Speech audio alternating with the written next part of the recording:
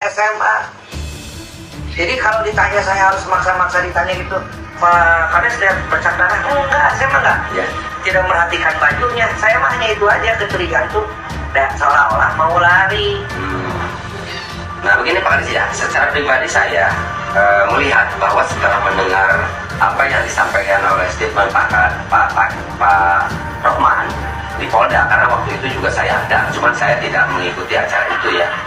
Waktu itu ada teman-teman YouTuber juga yang mewawancarai Pak Rohman saat itu. Tetapi secara pribadi saya itu dalam hati bertanya-tanya begitu, apakah memang Pak Kades ini dengan Pak Rohman ini istilahnya sudah saling berkomunikasi, bro, ntar lu bilang gini aja bro, gitu, atau bagaimana. Nah saya berpikir seperti itu Pak Kades. Kenapa saya berpikir seperti itu? Karena Pak Kades ini sangat dekat sekali dengan Pak Rohman. Nah yang mau saya tanyakan kepada Pak Kades, karena Pak Kades ini dikenal nih di teman-teman YouTuber, dia pemerhati kasus Subang, Pak Kades suka memberikan klarifikasi. Nah saat itu kenapa ini? Alasannya mungkin bisa dibedah nih sekarang Pak Kades tidak memberikan klarifikasi saat itu karena memang sekarang kasusnya sudah terungkap. Alasan Pak Kades, kenapa Pak Kades saat itu tidak memberikan klarifikasi seperti ini gitu Pak Kades? Karena saya anggap itu tidak penting. Kenapa tidak penting? Karena itu harus. Karena saya anggap itu tidak penting. Kenapa tidak penting? Karena itu harus.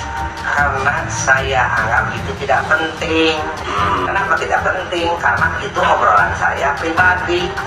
Kalau saya waktu itu ada saja jejak digital saya yang langsung itu menuduh Pak Yosef, baru akan saya klarifikasi. Tapi kalau itu makan tidak penting, aku saya obrolan dengan beliau, hanya via telepon.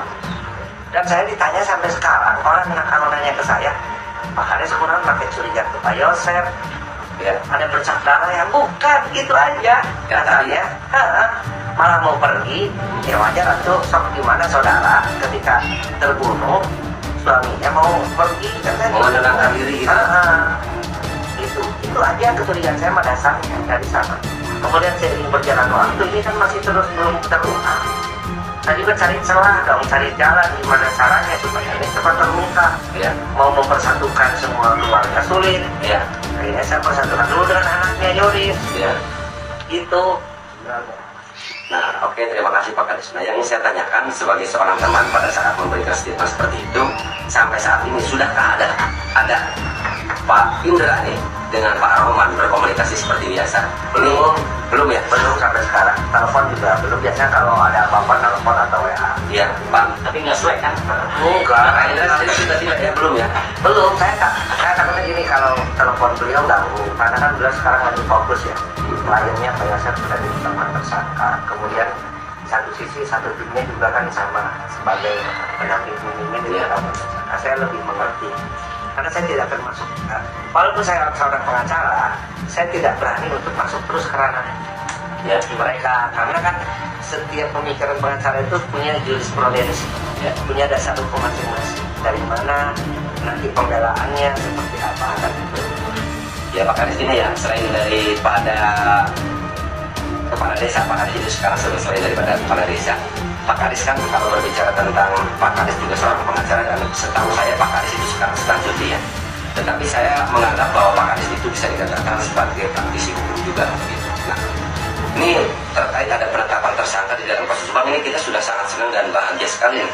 Dan kita mengapresiasi apa yang dilakukan oleh pihak Polda Jawa Barat, karena pada dasarnya secara pribadi juga saya meyakini bahwa penetapan tersangka bukan hanya berdasar kepada pengakuan Danu, akan tetapi juga berdasar kepada alat bukti yang sah. Saya memiliki keyakinan bahwa pihak kepolisian ada alat bukti yang kuat untuk bagaimana bisa menetapkan TSK di dalam kasus Subang, terutama Pak Yosef dan Danu yang saat ini sudah ditahan. Nah, menurut cara pandang Bapak sendiri nih, terutama untuk dua orang aja dulu nih, untuk Pak Yosef dan Danu, seperti apa Pak? Karena banyak yang seolah bahwa penetapan tersangka dan mereka ini semua hanya berdasar kepada keterangan Danu, sepihak lah seperti itu. Pengakuan Danu. Ya. Jadi begini, kalau penyidik itu tidak akan gegabah ketika menetapkan tersangka. Pertama, marwah polisian. Kedua, kalau salah penetapan itu pra-peradilan. Ketika polisi kalah di pra-peradilan, ini bahaya. Institusi mereka terancam marwahnya. Jadi tidak gegabah. Mungkin, ini perkiraan saya, Karena kan dua alat bukti saja sudah cukup. Pertama, alat buktinya adalah pengakuan Danu. Kedua adalah bukti petunjuk. Apa sih bukti petunjuk yang bisa menetapkan Pak Yosef menjadi tersangka? Itu adalah katanya bersaudara yang ada di kaosnya. Itu bukti petunjuk. Itu sudah kuat.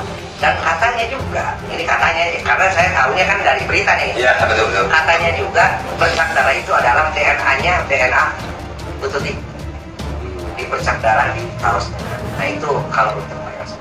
Kalau untuk Bu Mimin, Arigi, dan Abi, kenapa tidak ditahan, hanya wajib lapor? Ini adalah diskresi kepolisian. Wewenang kembali lagi kepada kepolisian. Tapi saya yakin penetapan terhadap 3 tersangka ini sudah ada 2 alat bukti. Mungkin belum disampaikan oleh penyidik. Karena tadi saya pernah bilang di channel Diodong, kata Kombes Ibrahim Tompo, saksi sudah 218 orang. Nah, yang saya salut pada tim Polres sekarang, saksi Anu Bahula yang dulu tidak ngaku di pasar-pasar, sekarang ngaku bahwa saya tahu loh dia orang ini gitu. Oke Pak Kades, jadi menyimak apa yang disampaikan oleh Pak Kades terkait 2 alat bukti yang tentunya merujuk kepada UAP 184 yang terkait alat bukti yang sah ya, dari mulai keterangan saksi, keterangan ahli, petunjuk surat, dan keterangan terdakwa. Tadi dibicarakan bahwa untuk Pak Yosef di sini ada bercak darah yang tentunya menurut keterangan kata Pak Kades ya, ini adalah diduga DNA-nya Ibu Tuti. Nah, yang ingin saya tanyakan kepada Pak Kades adalah, karena memang ketiga tersangka saat ini itu kan belum ditahan, masih dikenakan wajib lapor setiap hari Senin dan Kamis. Tapi saya mendengar apa yang dikatakan oleh Pak Kades barusan terkait ada penambahan saksi ini di dalam kasus Subang sampai dengan berjumlah berapa Pak Kades? 218.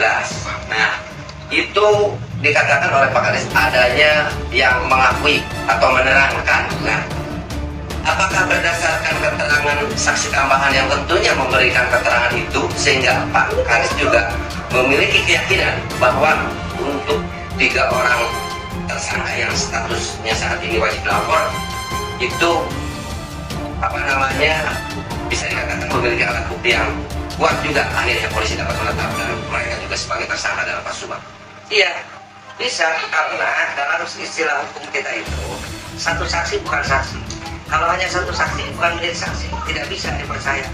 Ini bisa lebih dari 2 orang saksi atau 3 orang saksi. Makanya polisi punya keyakinan penetapan tersangka itu. Itu dalam istilah hukumnya. Kemudian kembali lagi ke Danu. Danu ini adalah saksi mahkota. Kalau dalam istilah hukum, muncul saksi mahkota itu ketika kasus Marsina. Dan pada kasus Marsina ini saksi mahkota pernah ditolak. Jadi saksi mahkota ini adalah seorang yang bersaksi akan tetapi ikut melakukan suatu tindak pidana. Nah ini adalah saksi mahkota. Jadi dia bersaksi untuk teman-temannya yang ikut melakukan. Nah itu saksi mahkota itu. Makanya kenapa saksi mahkota ini harus dipercaya oleh pihak kepolisian?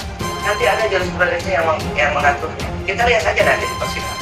Kita kan ini saya kan hanya berbicara pengalaman saya ya, pernah baca dan pernah melihat kasus-kasus yang seperti ini. Itu Kang Heri. Seperti itu ya. Nah, lalu menurut cara pandang Pak Kades nih, situasi seperti ya sekarang lah ya, walaupun memang sekali lagi ini banyak yang bertanya-tanya nih, seolah memang adanya 3 orang yang dikenakan wajib lapor di sini seperti menunjukkan keraguan pihak kepolisian dalam menetapkan TSK. Tapi secara pribadi saya percaya, nah mungkin untuk hal ini gitu bisa lebih menurut cara pandang Pak Kades seperti apa? Jadi kita balik lagi ya. Menimbulkan keraguan itu bagi kita yang hanya berpikiran mengira. Ya. Ingat, polisi tidak bodoh. Ketika tadi saya bilang, ketika menetapkan tersangka, konsekuensinya akan lebih banyak. Dan kalau penetapan ini kemudian hanya asal-asalan, ini akan menjadi presiden buruk bagi pihak polisi. Itulah saya yakin nanti, coba lihat aja nanti Karena kan ada saksi yang tidak mau dihadapkan, tidak mau dibilang, ada dirahasiakan juga ya, itu nanti aja. Kita lihat nanti kalau sudah proses persidangan, sok lihat saja. Oh.